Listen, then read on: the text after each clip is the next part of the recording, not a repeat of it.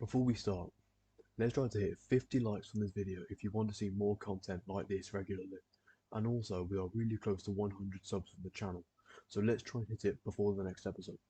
And now, enjoy the video. So, hello there, Archie. Hello. Perfect. Right. How you doing, guys? You alright? Thanks for having me on. Doing good, yeah. No problem at all. Okay, right. So we're going to ask you a bunch of questions, obviously involving your career, and we're going to start now, all right? So, would you be able to introduce yourself for us? Yep, so my name's Archie Sharp, 28 now, professional boxer with 24 fights and 24 wins. Sweet, amazing. Okay, so out of your 24 wins, right, what do you think has been your toughest match? It's interesting because I've boxed some good kids over the years, even through the amateur days. But I think I boxed a kid called Ramlavs. I boxed him in December 2019. At the time, he was also unbeaten kid, went to the World Games in the amateurs. But the reason why it was the toughest fight is because I had to dig deep because I took the fight and went into the fight being unwell. I was very ill. So I had to dig deep and kind of get through the fight being only running at like 60%. Do you know what I mean? So that I would say that's probably the toughest fight of due to them circumstances. All right, all right. So, what actually made you start boxing? Like, what were your motivations? So for myself, I was a very active kid, always in and out of trouble, just always doing things. I love sport. But my dad took me to a local gym at the age of 7, and because my dad boxed, my uncles boxed, not to the professional level, but through the amateur days they all done it. And then my granddad used to do a bit of boxing himself, so it's kind of in the family. But yeah, my dad took me to a local gym at the age of 7. Nice. Was there any people that motivated you to go into boxing? I would say, like I say, it was my dad really. My dad trained me and my brothers at home. I was only young, so I was only 7, and I had a set of gloves on ever since I can remember. But yeah, it'd been my dad. My dad was the one who kind of set me up, got me boxing, learned my stance. All right. All right.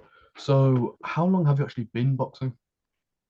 So, like I said, I walked in the gym when I was 7. I'm 28 now. Started competing at the age of 10 in the amateurs, and then I turned pro at the age of 20. So I've been a pro now. It's coming up to my 9th year this year. Oh. So, a pro at like a young age. So that's obviously an impressive feat. Not many people really achieve that. Do you have any tips for anyone who would like to achieve that? Yeah, for myself, like boxing's a very tough game. My main thing, like I said previously, it was because it was to channel my energy, and so I think if people are looking to, it depends on what people want out of boxing. If they want to do it for a living, um, it's a very tough sport, but it can be very rewarding as well. Hmm. So yeah, like I say, just doing the amateurs is where you would start off, and then see how you progress in the amateurs, and then see if you really want to turn professional, then obviously look to doing that too. How would you say that you mentally prepare for a fight? Because I can imagine it's quite a tough thought. Yeah, so obviously getting ready, it's the mental side of it. Like you do your training, you graft, you know what to do physically. It's just more of the emotional side and the mental side of it, because you've got so many people watching, especially being live on TV. You feel like you're only one, do you know what I mean? You're one finger slipping up. I think the mindset has got to be very, very keen and very on the ball. And I do. I read a lot of books. I work on my mind just as much as I do in the gym. Right. So, you were on about like people in your family who've motivated you and things like that. Have there been any like boxing celebrities that have motivated you? And now a quick word from our sponsor. This episode is sponsored by Take Your Shot. Take Your Shot is a business book about a man who owns a golfing business and transforms and scales it due to the help of a fellow business coach. The book is written by Robin Waite, who is an expert in productizing services, pricing, and money mindset, helping people like consultants, coaches, and freelancers to improve their offer and confidently charge more. You can also claim a free copy of his incredible book, Take Your Shot, on his website in the link in the description. have a very good day? Yeah, so there's been a lot of fighters over the years that I've kind of looked at and been inspired by, likes of Floyd Mayweather, Sugar Ray Leonard, Roy Jones Jr., who is now my trainer. Um, yeah, there's loads of fighters like that, but I think in the last few years, it's been more for me. It's been the mindset of the self-development. So like likes of Tony Robbins, Jack Canfield, and people like that. All right. So them boxers, of course, have made a massive impact. Do you think in your career you will make a massive impact, or have you already? Yeah, I believe so. I believe so. I've just had a bit of um, how can I say it? So we had so just 2019, I had a really good year. I was really pushing on for big things, and then like world title fights, and then that's and dragged into some political situations, which then held my career up. So I wasn't as active as I like to be. But now that we've got past that, I'll be back on the beat. Back on the live telly real soon. So once that announcement's about to be made, that'd be good. But nowhere near accomplished what I dreamed to do. I dreamed to be a multiple world champion. All right. So about your next fight, I know you're announcing it soon, but do you have any idea on who you're fighting, or roughly? No, so nothing just yet. It's going to look late April, early May. All right. So that's in London. So that's as far as where we are at the minute. Maybe an 8 rounder just to get back. Like I said, I've had a lot of inactivity in the last couple of years. So the main thing will be just getting back in the ring, doing an 8 rounder, and then pushing on hopefully July for a big fight. Cool. All What would right. you say is the most challenging aspect about being a boxer? Politics to it. Politics. Politics, you know, yeah, the politics to it for sure. It's a really cruel business. Boxing, it can be really, really cruel, and I think that's where you got to get your mind. You got to take the emotions away from it, and once you realise that, especially when you turn professional, how ruthless the boxing game is. Hmm. But I think that would be the hardest part of being a professional boxer. Oh, okay. All right. So loads and loads of athletes talk about the role of discipline in their sport. What do you think, like, how big is discipline in your sport? Oh, major, major for myself. I don't drink, I don't smoke. There are fighters out there that do have to drink occasionally, but for myself, it's just such a short career. I stay disciplined, and I stay fit all year round, really. Because, like I say, it is a short career. I can't believe I'm coming up to 9 years this year already as a pro. So being disciplined is a major part, a major factor to being a professional boxer. Hmm. Right, right. So on your average day leading up to a fight, what does it look like? An average day is like I've got 4 kids and a wife, so the family is very big part of my life. So I'd be literally doing the school runs. That still stays the same. Hmm. Um, but I'll be in the gym twice a day, and obviously food, eating at the correct times, the correct food. I've got a nutritionist for that. As I've got, it's all planned out. The right vitamins, the right supplements, everything that's got to be done correctly. And yeah, and recovery as well. Recovery will be 3 times a week, maybe more. Um, and cardio sessions like long distance runs not so much running for me. I'm more swimming. I'll do more swimming now, but yeah, it'd be like twice a week leading up to when I'm in camp. Twice a day, sorry, twice a day, 6 days a week. All right. So how actually do you stay disciplined on like your diet and basic like exercises and staying in the gym? If I give myself a good 7 weeks of that's my camp period, I'd say 7 weeks. That'll be me knuckling down, doing everything correctly. But even when I'm out of camp and just say if I'm on holiday, I eat I eat the rubbish, but I also do eat clean as in between that because I don't know if yourself, but if you eat crap, you feel crap, you know. So Yeah. I like to stay reasonably healthy anyway, and lots of water intake. That's my main thing. Hmm. All right. So there is a large debate over what the hardest thing is in boxing. Like some people debate training, some people debate diet. What do you think is the most difficult part? Most challenging part for me in boxing would be obviously trying to balance your family life plus and dieting. Like that'd be hard for me because you know, like you got a family, so it's for them it's every day. But say if you want to go for a meal leading up to fights, that's all out the equation, you know. Or so I have been at some meals like for Mother's Day or things like that, or for birthdays, and I can't eat anything on the menu because I'm getting ready for a fight. So yeah, I think that's a big sacrifice that I do take in my as a part of my career. Right, right. So, compared to other fighters, do you think you have a certain skill that separates you from the rest? Yeah, I believe so. I believe with myself that everybody knows myself as a very unorthodox fighter. Um, I switch. I'm a switcher. I punch harder than what people realize. I'm fast, but I think it's like I say, it's the mindset and always finding a way to win. That's the thing with me. I'll always be able to find a way to win and adapt. All right, all right.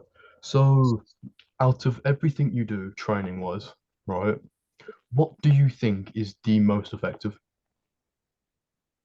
Most effective in training that. Do you know, for myself, I'll be honest with you, what I've learned over the last couple of years is how to train correctly, which will mean like the management side of things, so not overdoing it. Because there's been fights and times where I've trained so hard, doing everything crazy, hard swimming, hard runs, hard sparring, hard pad work, cardio, and then when I get the fight night, I've burnt myself out. So I think the main thing for me is management.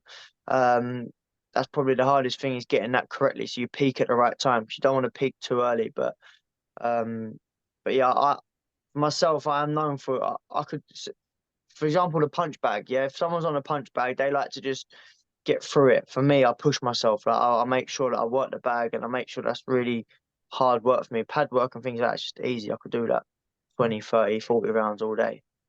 Mhm. Wow. Okay, so for example, boxers like Mike Tyson, right, and Yeah.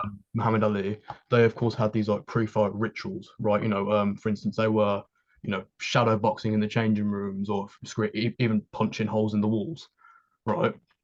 Is there anything you do like pre-fight? No, I feel like as I've got older and more experienced for myself, it's just more about the relaxation, working on like your breathing, just staying relaxed, staying calm. But there's nothing really too much, I say, in the changing rooms and getting ready for a fight. It's just more, it's pretty routine, really. It's just staying relaxed and getting ready to put on a show, you know, and enjoy yourself. But yeah, no, not punching walls and things like that for me. It's just more staying calm and making sure that because I feel like the more relaxed I am, and then the better I perform. All How right. do you get the perfect balance between your family and having the media and boxing? How do you find the perfect balance? Because you sound like you're a great father to your wife and your children. No, I appreciate that. Thank you very much. It is hard. It's very challenging. Very challenging. You know, like my little girl, my littlest at the minute, she's coming up a year old soon, and she hasn't been sleeping exactly great. So that's been a bit hard, you know, like. But you just crack on. I'm blessed to be in that situation, so I just take it and remind myself every day how thankful that I am that I've got the opportunity to have all my children Mm. and do all these things with them, you know, and be a hands-on dad. Nice. Nice, yeah. All right. So, if you were able to describe it, how does it feel to step into the ring? I'll tell you what, before the ring, when you're doing the walks and you're getting you ready in the change room, mate, even now, like so long into the sport, you think to yourself, like it could have been easier things to pick to do, you know, but because it is very like daunting is the word. But once you're in that ring, it's an unbelievable feeling. Like everyone's there to watch you now. Like this is your time to put on a show. Once I'm in that ring, I feel like I'm comfortable, I'm happy, I'm in a good place, and I'm confident. That's the main thing, and I believe in my ability. Cool. All right. All right. So, of course, there are loads of things that, people believe which aren't necessarily true about boxing, but do you think there are any misconceptions in boxing? But in regards of what do you mean in that like So, for example, people think that, you've got to 24/7 be working, like, working right, 24/7. okay, yeah, yeah, no, I see what you're saying. Yeah, do you know what it is? Boxing, it is pretty simple. It's Hmm. a pretty simple sport. I've had a couple of chats with like up and coming professional fighters that are coming through and they complicate things by doing this and doing that. It is pretty simple, you know. You know what you need to do. You got to you live a good life. You keep ticking over in the gym. You stay healthy. You stay fit. You stay injury free. That's it. That's the most important thing, because if you overdo it, you get pick up injuries, which then prolong your career. But boxing is pretty simple. You just got to be, like you say, discipline is the main thing. You know, you got to stick to your structure, do it correctly, and yeah, just and belief. You need a lot of belief in this sport, because I think the mental side of things. A lot of fighters with great talent, and they haven't exactly believed in their craft, and that's what's got them beat over the years. All right. So what do you mean by belief? So is it like a belief you are will do well, or is it, I don't know. Yeah, so when you're in the gym and it's just you and your trainer and you work it, or just you and yourself in the mirror shadow boxing, whatever it is, like obviously what your skill sets and your ability is, and then you need to do that. So when you're under them big lights, that's the main time to do it. See, like a lot of people get excited for sparring, for example. They need to win spars all the time. Whereas myself, it's as long as I'm learning what I need to learn out of this spar or this session, that's the main thing. Because there's only one time when you need to really perform, which is under the lights. That's why you need to believe in your craft, and you've got to have a lot of confidence. Because for you to be able to be the best, for me to be the best Archie Sharp, I need to believe in my footwork. I need to believe in my jab. I need to, do you know what I mean? I need to know that what I do will work. All right. So loads of people think, right, that boxing in itself is, going on an uphill or a downhill. Obviously, some people are in the middle. What do you think the future of boxing actually looks like? I'll be honest with you, if you asked me that question about a year or two ago, I'd have been a bit worried. I was a bit worried for boxing, really, with all these crossover fighting going on with YouTubers and things like that. I was a bit worried for the sport. But since the Excellency in out in Saudi has come along, and with Frank Warren and Eddie Hearn kind of teaming up, getting some big fights over the line, I feel like it's really saved boxing. And I think we've got a very, very big and exciting future in boxing again, how it used to be. All right. All right. So back to the whole future. What does the future of your career, your personal career, look like to you? So the future of myself will be this year, get a good 2 or 3 fights in, win a pick a world title up this year. That needs to be on the list. That needs to happen this year. And then I look to just explore the weights. Then I go up a weight, and just start trying to collect as many world titles as I can going through the weights. I believe I can go up a good 2 or 3 weights and be big and strong for that. So that is my plan, and that is my dreams, goals, and aspirations to go and do. Nice. All right. So is there anything you think you've learned from your career in boxing so far? Oh, loads, loads. I've got a list full of things. It's been a up and down journey for myself. Do you know what I mean? Injuries, like I say, cool stuff. There's been a lot of highs. There's been a lot of lows as well. So I have learned a lot. I've learned not to be not and people, should I say, too personal. Is what it is. Just and that just like life. It's just all a big game, and we're here to play it. And the main thing is yeah, as long as I do what's best for myself, and there's only myself who will want the best in my career. Do you know, there's only one person who can make that happen, and that is myself. I let things be in the I've let people take control of it, being obviously young and naive, and it's worked well to an extent, but then sometimes it's played a big hinder in my career. So that's what I've kind of learned, to be the decision, and take real control of my life. How would you say that politics plays a part of boxing? I'm very interested in this.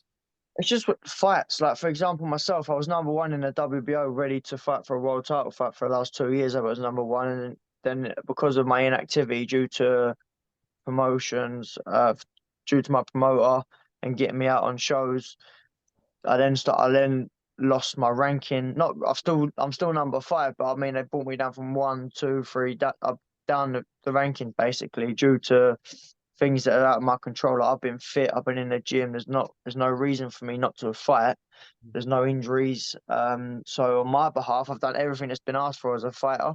It's just leaving it in that people, like your promoters, to get you on these shows and fights, and also fighters as well, other fighters. Like, I'm number one in the world, and I was trying to get them world title fights, and then they would rather fight the number 3 kid because it's an easier fight for himself. Things like that. That's the politics behind it. Like, and a brown envelope starts flying around, then it is what it is. It's ruthless, put it that way. It's ruthless sport. But then again, it's a great sport as well. Even though it's ruthless, there's a lot of highs in it, and it can be such a great career as well. I imagine it's quite rewarding as well.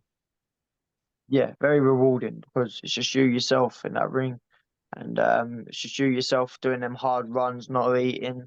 You got your family and friends around you, but it's you taking the punches, and you not being able to eat certain things. So once you get your success, and it's very rewarding, yeah. Cool. Right. So I know quite a few people, right, in my personal life who have seen your fights. Now, I know I'm a pretty good fan of yours, right? And I know they're going to be watching this. So do you have any like a single message you want to tell your fans? Yeah, 100%. All the supporters that like without them, I wouldn't really be here, if you know, because I enjoy fighting for them, and like I said, they come to the fights, they support, they're tuning in. So I'm obviously forever thankful and grateful for them. Uh, and I just got to keep doing my thing and putting on a show on for everyone, and I hope they're enjoying themselves and part of the journey. We've got a long way to go. We've got to live. We've got a lot to give the sport as well. And yeah, we've got a good 7, 8 years left to really make a dent in the sport. All right, all right. So with the whole YouTuber boxing, scene and everything like that, what are your opinions on the Mike Tyson versus Jake Paul fight? I'll be honest with you, I'm a bit disappointed with it, really. Such a great legend, Mike Tyson. He had to retire for a certain reason, to retire for a certain reason. And see Jake Paul, as much as I criticised him when he first turned over as a professional with the money and the access and the people that he's got access to, should I say, um, he's really come on as from a YouTuber to a fighter. I would generally believe he's turned into a good, decent enough fighter now. But at the end of the day, he's still a young, fit man in his prime who can still throw a shot correctly. And Mike Tyson is an old man now. Like I know he's a great legend of the sport, and he's been the animal that everyone knows him to be. But it'd just be a real sad shame to see bad things happen, and that's what I feel like could happen here. Like it could end really bad, and then it's not nice to see. Hmm. Hmm. All right. So it's basically for the both of them a lose-lose situation, of course. If Jake ends up beating Mike, then of course it's going to look bad on his record that he's beaten up an old man. But then if he loses, it's just going to have on his record that he was beaten by an old man. So of Yeah. course it's a lose-lose for the both of them, and of course Mike Tyson has a large health risk going on with obviously brain injury and things like that. You say, it's like you say, the health reasons. The thing is, right, boxing, you can't play boxing, and Hmm. you've seen over the years about people getting life. Do you know what I mean? People brain damage, people dying. It's not a joke, this sport. And there was a reason why Mike Tyson give up and had to retire was because he got knocked out a few to cut. Do you know what I mean? He got knocked out, he got damaged, and it was just time to call it a day. Every dog has his day, and his day was done. But now him coming back to fight a young, fit man who can, like I say, who can throw a punch and he catches him. The only small gloves on can be very devastating. And it's just not good to see. I just feel like once your time's done, it's done. Thank you so much to Archie for joining us today on today's episode. And I want to also kindly ask if you are able to subscribe, as we are so close to 100 subs on the channel. This would also enable us to reach even higher profile guests like Archie more often. Thank you so much for watching.